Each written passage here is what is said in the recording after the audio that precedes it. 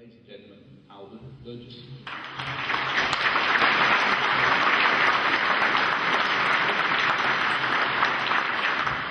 Good morning. I was amazed today how many people have known my name, so it's better to be infamous than unknown, I'm told. My name's Burgess, and what brings me here? Well, I'll tell you, I'm hacked off. I'm hacked off about what's happening to my country. Because I've given 42 years of voluntary service to my country.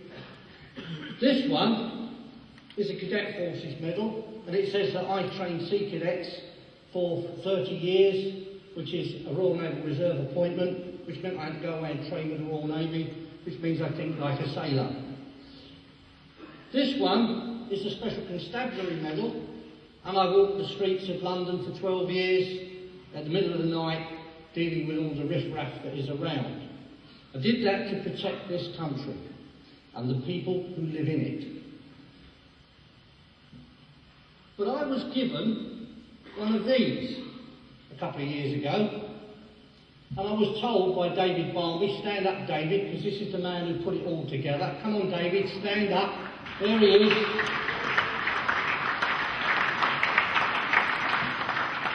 David is the man who went down the public records office and he dug out about 500 sheets of paper, maybe more, because he brought stuff on Black Arrow and Blue Streak as well, which are not counted in my things. And he put 250 of them on this and 250 on another CD, but this is the one that I brought with me. Now, I sat down and read this. I was told it was of historical interest. So I started to read it with my historian's hat on. And I hadn't gone too far when I was thinking to myself, my God, this is sedition. And I suddenly found I was wearing my policeman's hat. So I hit the print button and I printed it off, because I don't really like reading stuff off the screen. And I printed this lot off, cost a fortune. You should have heard the wife complaining about the cost in printing paper and ink. But I printed it all off and I sat down and I read it at my leisure. And as I read it, I referred to the various books that I had at my disposal dealing with the laws of this country. Most of these were police law books, but they confirmed what I had known from the top of my head about the crimes that had been committed. In 1971, the Foreign and Commonwealth Office were asked by Edward Heath what effect our joining the European Economic Community would have. And they wrote back and they told him that if we signed up to the European Economic Community, within 3 decades, we would have lost our constitution, which John Bingley has so well described to us today, and we would have ceased to become an independent sovereign state and would merely be a region of Europe. We're just over the 3-decade mark. Look around you, ladies and gentlemen, and what do you see? You see your constitution is being destroyed. You see that your freedom to think of yourself, even as English or British people, is being destroyed because we've been stuck with all this nonsense about political correctness. What did I do? I took the documents that I had, because I'm a policeman, once a copper, always a copper. And I'm a policeman, and I thought, well, the way to sort this out is to let a little man with a blue pointed hat deal with it, because sedition and treason are crimes.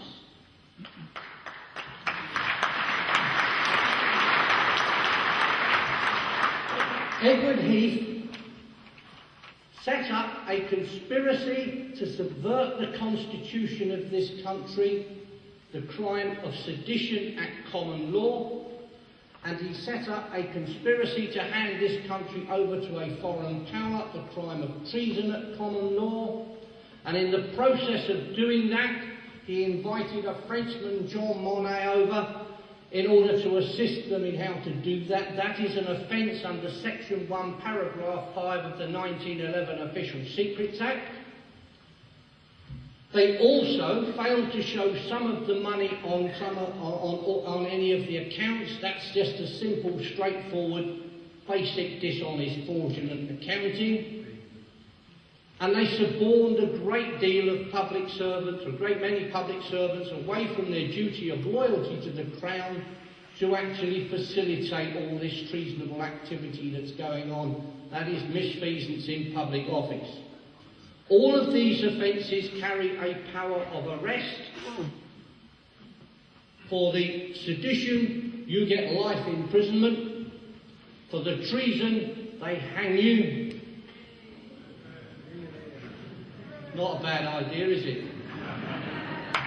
And for the Official Secrets Act, well, you're looking at 10 years for starters. But basically, what did I do? I printed it all out. I took it along to my nearest police station, which meant, because my local police station shuts at an ungodly hour, meant me driving 15 miles into Oxford to actually go to St Aldate's police station to report the crime. And I walked into the front office of the police station and I saw the civilian behind the counter. I said, I wonder if you'd be kind enough to get me a police officer, please. He said, what for, sir? I said, I want to report a serious crime. He always says, you don't report crime here. You phone this number, and he threw an 0845 number at me.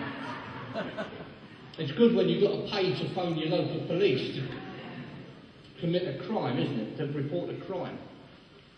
So I pirouetted around in the front office of his police station, and I said to him, this is a police station, is it? Oh, yes, sir, he said. I said, then get me a police officer. He said, perhaps if you could tell me what it's about. I said, yes, it's about the fact that Edward Heath formed a conspiracy to subvert the Constitution, the crime of sedition at common law, and to hand this country over to a foreign power, the crime of treason at common law. Are you any the wiser?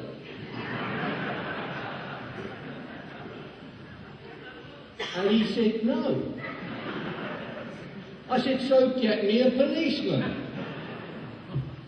And he went away, and he came back with the tallest police sergeant I've ever seen in my life, a man by the name of Sergeant Thomas. And Sergeant Thomas walked up to the counter, and he said, yes, sir. And what can I do for you? And I said, the first thing you can do for me, Sergeant, is open up one of these interview rooms so that we can sit down at a table on a chair in relative comfort to discuss this. And he didn't know what to do. Because nobody walks into a police station and starts ordering the sergeant around, do they? But he went away and he opened up the interview room, and we went down and we sat in the room, and I explained it all to him, and I gave him a complete set of the papers that I'd printed out at no small expense. And he said to me, sedition is not a crime. So I said to him, well, just in case Thames Valley Police were unaware of what the laws of this country are, I've taken the liberty of photocopying the relevant sections out of the relevant books. This is a section from a police law book, and this photocopy is from a book of constitutional law, and you will see that they both say that sedition is very much a crime. Indeed, it is the second most serious crime in this country that you can commit. And just in case you think I've made it all up and sat there with my typewriter typing it all out, I've brought the books. This is a book on police law.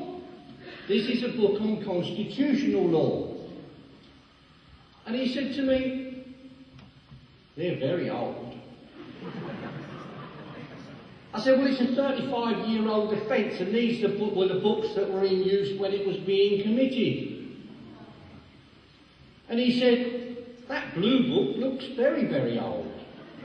I said, well, actually, it's 20 years younger than the other one, But because I didn't like going out onto the streets of London not knowing what the law was, that was my bedtime reading, which is precisely how I know that sedition is a crime.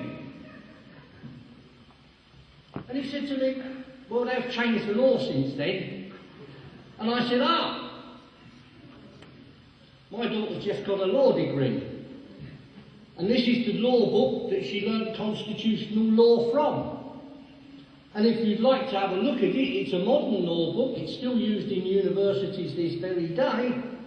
And it says that sedition is a crime.